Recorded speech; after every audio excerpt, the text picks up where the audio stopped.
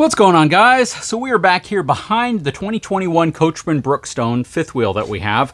This is the 398 MBL, and I have a couple projects I need to do. Last trip out, I discovered a couple things not working the way that I wanted. We also discovered some really crazy things related to rodents that, if you saw the video on that, you probably saw was a bit of a mess. We had to trim off some wire, put some new wire in place. A rat ate through one of the 12-volt wires that feeds the lights inside of the back wall of the RV here inside, so we had to fix that. Made a full video on that, so go check it out. But one of the other issues that we ran into is the fact that this camera right here has progressively gotten fuzzier and fuzzier and fuzzier. And I happen to have a replacement, not because I got one specifically for this, but because on my previous truck, you may have seen the video where I installed a Furrion wireless camera to the back toolbox so I could align the gooseball better whenever I'm hitching up to the fifth wheel or my gooseneck trailers. So I took that camera off, mainly because it's paired to my screen that I already use with the RV, and we're gonna put it up here. We're gonna swap this camera out because it's the same camera. So this should be a pretty easy install. We do have a couple other things we're gonna do. That said, we have this, we're gonna do some other stuff. We'll see how much of it we can fit into one video. Hang tight, I'll be right back.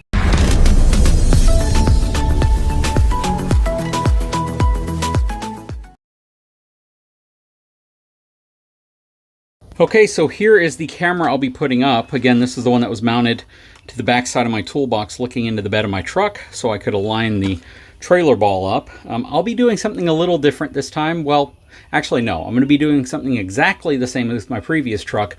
A lot of people really liked it, but I'm not going to be adding this camera to the back of my toolbox anymore. I have a different way I'm hoping that I can accomplish kind of the same thing, hopefully. That said, we need to remove that one. It's actually nice I have this one because the antenna on this one was broken and you simply unscrew it, but the antenna on that one is perfectly fine. So we just need to take the screws out, swap the camera out, and hopefully everything should be good as new.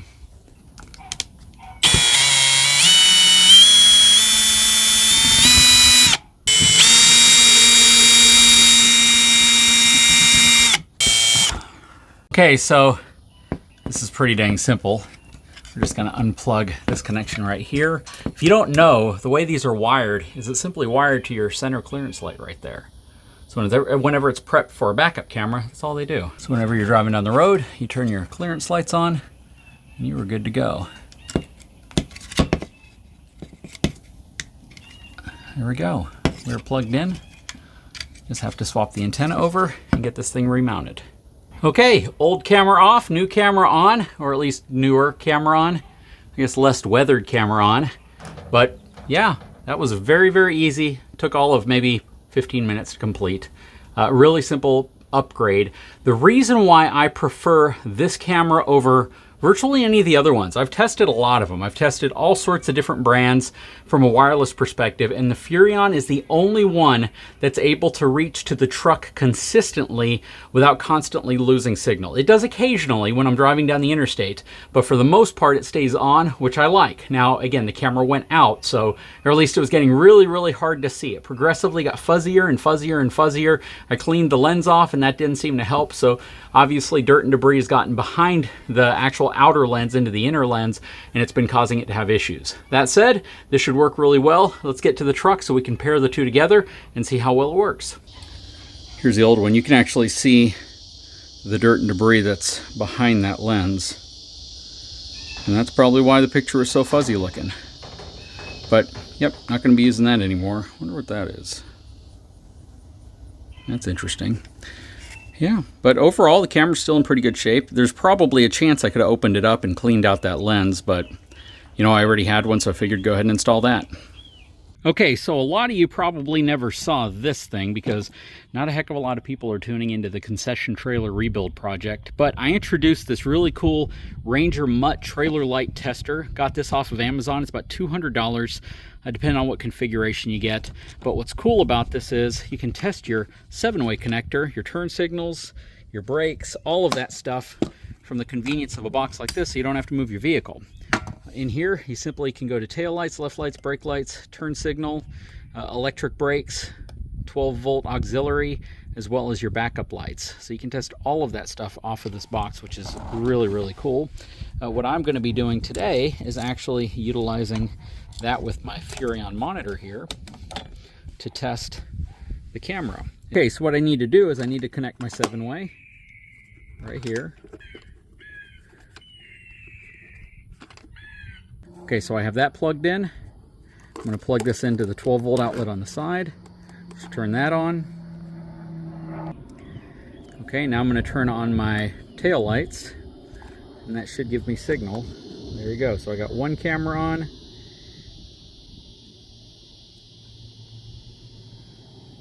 That's the other camera. They're not aligned properly, and I think the door one should be the back.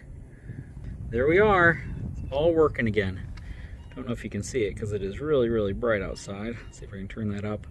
Nice and clear again. Side cameras have held up really well. Don't have any problems with those at all. It's just been that back camera. And before, again, that was what I used as the auxiliary camera in the bed of my truck. Very cool. Quick fix. This right here is actually really, really awesome to have because you don't need to move your vehicle around every time you need to do something remotely like this. Plus, it gives you a 12-volt outlet you can take with you if you need to do other things with it. Runs off of a motorcycle battery. I can check my turn signals on the trailer. I can check the brake lights. I can look up my backup lights if I had them.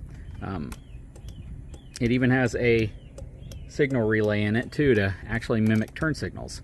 But very, very cool. Plugs directly into your 7-way. This one came with a 5-way as well as a 4-way converter in case I needed to check any of the other trailers I have. But I'll put a link in the description of the video to this if this is something you may be interested in.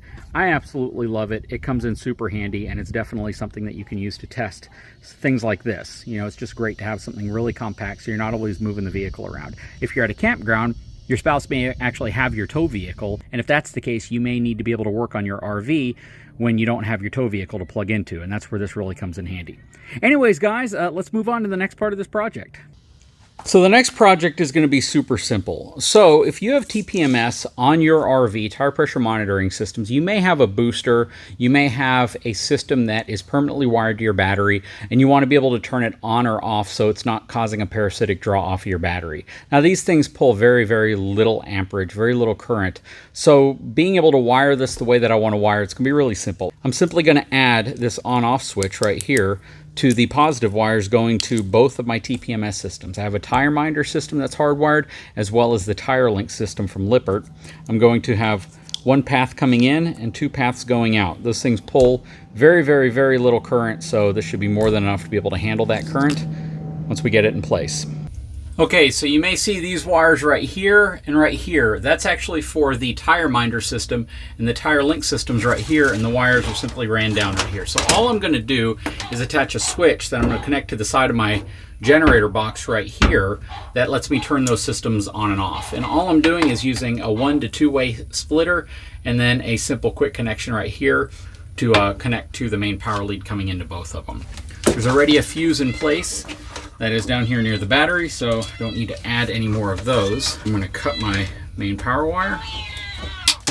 So now technically my tire link system is no longer working. And this is going to be my incoming power. Just going to plug that into here like that. So now I have power going to my switch, and now I just need to connect the other end to that.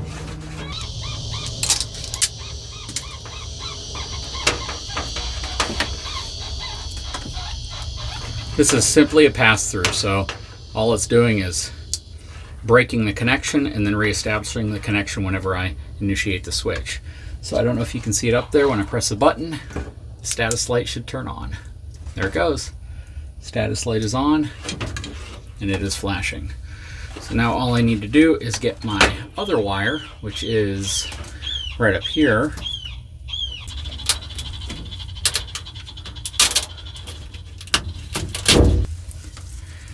And if you're wondering why I'm leaving both of them connected, it's actually pretty simple. It's because the booster has a light on it which shines out the bottom of the RV. And because of that, it'll actually let me know if I forgot to turn the switch off, which is what typically reminds me that I have this parasitic draw coming from the system.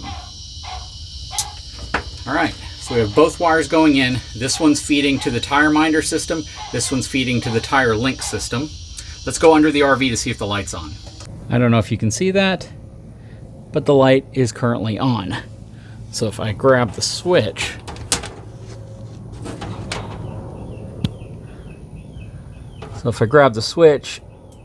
now the light is off.